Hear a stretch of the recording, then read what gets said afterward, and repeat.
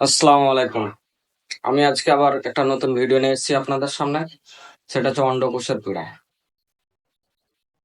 এই রোগের ক্ষেত্রে মেয়েরা যেমন বিশেষ কিছু রোগ আছে যারা গোপন করতে চায়, কারো সামনে বলতে চায় না, ডাক্তারের সামনে যোগাযোগ করতে চায় না, যার কারণে রোগটা অনেক জটিল হয়ে পড়ে।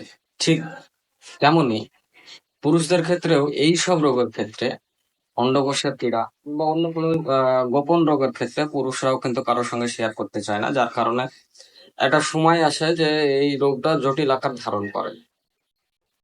তো অন্ডকোষের যেসব সমস্যা দেখা দেয় পুরুষদের মধ্যে, ওটা হচ্ছে ঠান্ডা লাগে, অন্ডকোষ আহ, ঠান্ডা লাগে, আঘাত লাগে, তারপর হচ্ছে ক্রমে স্রাব বন্ধ হয়ে যাওয়ার ফলে অন্ডকোষে বিভিন্ন রকমের সমস্যা দেখা দেয়। সেটা হচ্ছে অন্ডকোষ ফুলে যায়, জল জমে, আঘাত লাগার কারণে বিভিন্ন সমস্যা হতে পারে। এবং এই রোগ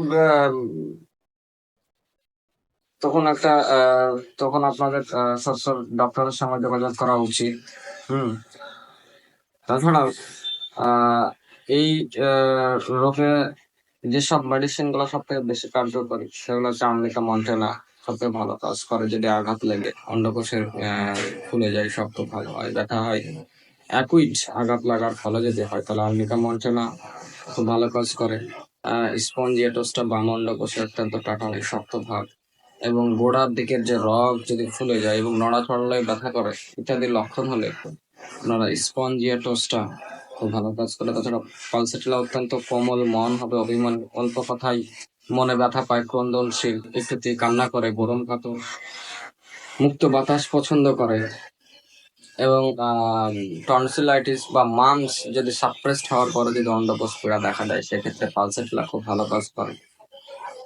অরাম মেটালিকাম মনে নানা রকম দুশ্চিন্তা, উদাসীন, কোনো কোনো ক্ষেত্রে আত্মহত্যার চিন্তা করে, মেজাজ খিটখিটে, এইসব ক্ষেত্রে অন্ডকোষের যদি ছোট হয়ে যায়, অন্ডকোষের যে বিচ্ছি সেটা যদি ছোট হয়ে যায়, সেই ক্ষেত্রে অরাম মেটালিকাম খুব ভালো কাজ করে। ক্লিমেটিসের একটা রোডোডেনড্রন, আরো অনেক মেডিসিন যেমন conium maculatum, hamamelis, iodium, nux vomica, bromium, এইসব মেডিসিন খুব ভালো কাজ করে।